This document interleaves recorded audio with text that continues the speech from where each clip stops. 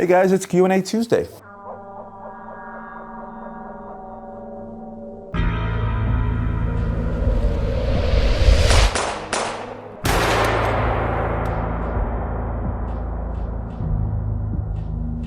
Let's dive right into it and go to the first question from XX Brad Cheesecake X. Like your name, Brad. That's a great handle there. You named it Brad. Great content as always. Have you ever come across a Philippe Dufour watch on your desk? And what are your thoughts on Philippe Dufour as a watchmaker? I have come across a few pieces, maybe twice in my entire career of Philippe Dufour watches. I don't get them often, and he's that independent watchmaker, designer, et cetera, et cetera. But Philippe Dufour is an iconic figure in horology, as I like to call. Why? Well, let's see. Someone asked him once, are you an innovator? He said, absolutely not. There hasn't been anything new in horology for years and years and years.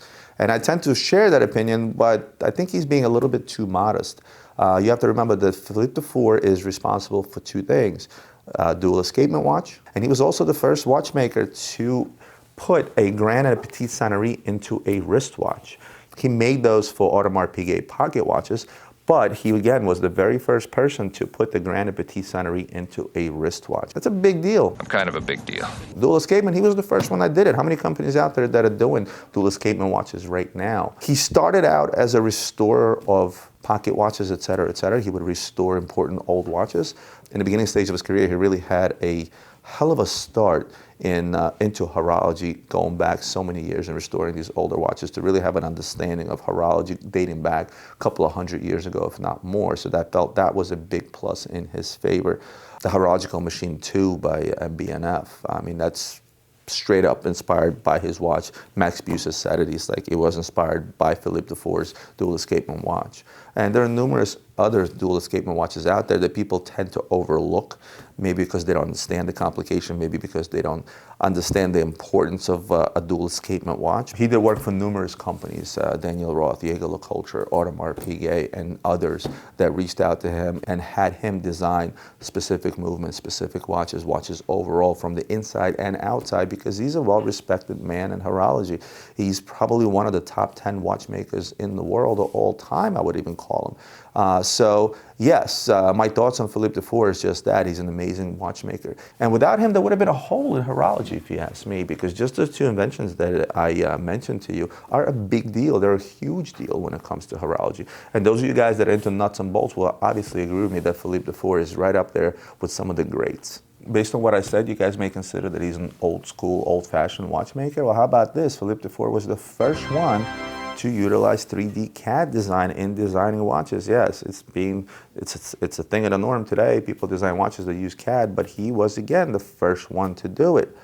He worked alongside with guys like Rubel Forze on a multitude of projects. He's a huge figure in the world of independent watchmakers and is often a mentor to many, many other younger upcoming independent watchmakers that are out there. So I think at this point it's pretty obvious what I think of Philippe Dufour. We should all give thanks to him for a lot of the things that he has done, is continuing on doing. As far as his watches are concerned, they suffer the fate of all other independent watchmaker watches.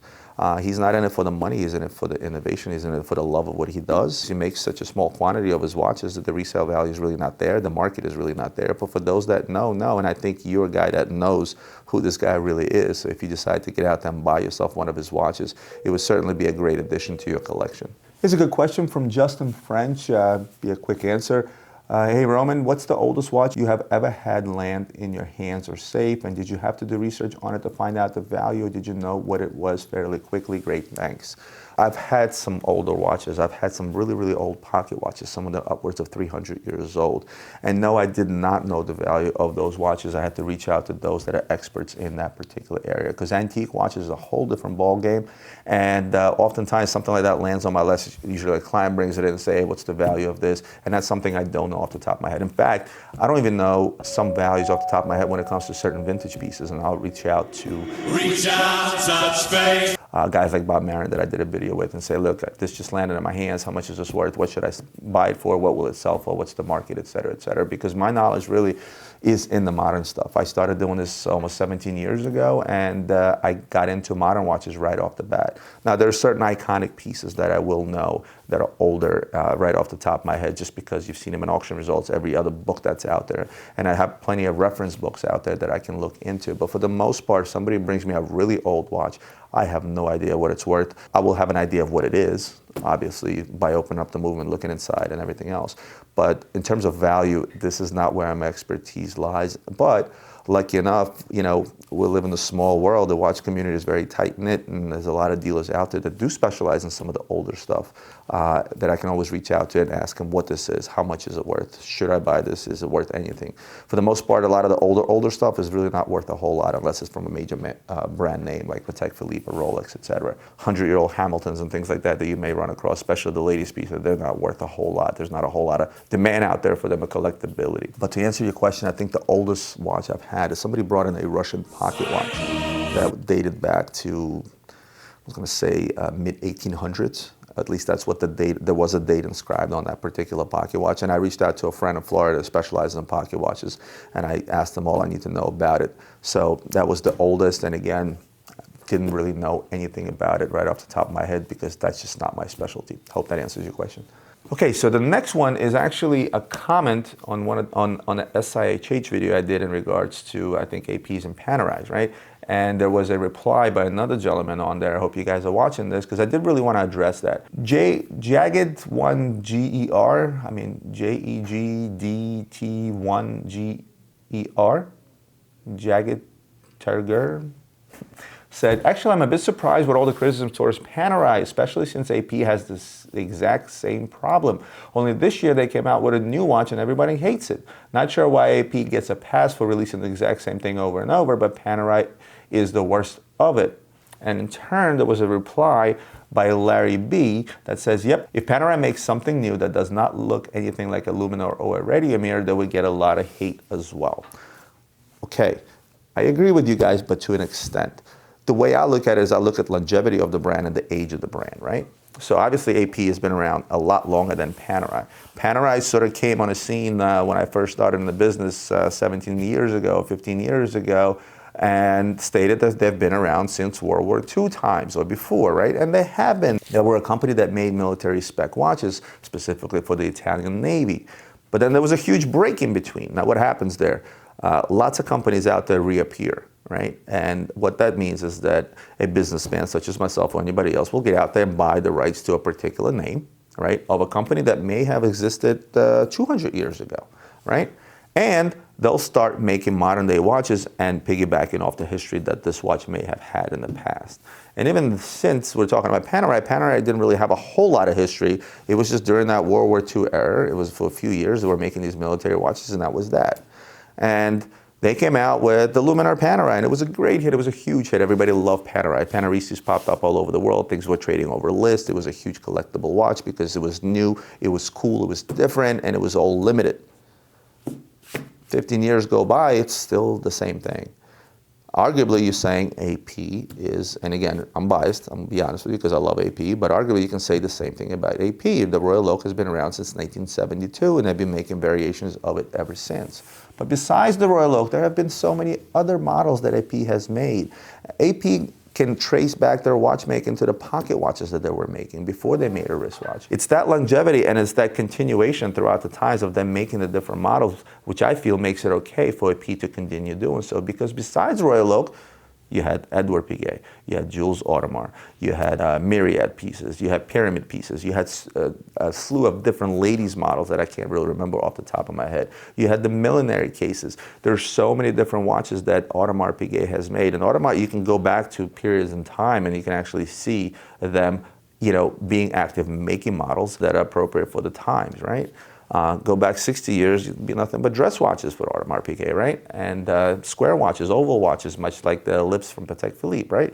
There were so many different APs out there throughout the time that it's okay for AP to continue making the same royal oak in different variations, sizes, et cetera, different movements, just because it's the same royal oak that I'm wearing today from 1972 that it has evolved in terms of movement, in terms of colors, in terms of size, in terms of overall design, still in keeping with tradition. I guess what I'm trying to say is that I wish, like Larry said, I wish that Panerai did make something new that didn't look like Luminar and Radiator. So to take that plunge, take a chance, and instead of offering people adventures and escapes, which I forgot to mention in the last episode, and somebody commented on that, with the purchase of their watch and making a meme out of themselves, because now guys are going to be out there saying, hey, Panerai is giving away free adventure trips just to sell a watch. That's what's going to end up happening with that. I wish they took the plunge and made something completely different, like Audemars Piguet did with the Code 1159 that everybody's saying everybody hates it, but I already have probably a list of 50 people that want one of those pieces as soon as I get my hands on them, because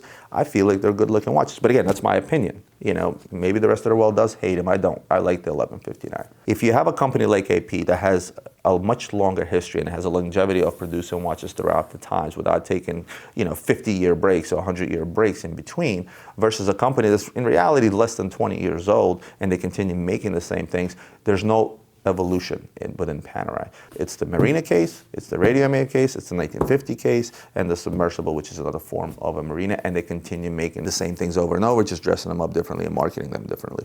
Where AP, every so often, will discontinue a line and come up with a new line. Or they'll continue making stuff that has been in their lineup for more than 50, 60 years, like the Jules Audemars is still being made, the Millenary is still being made.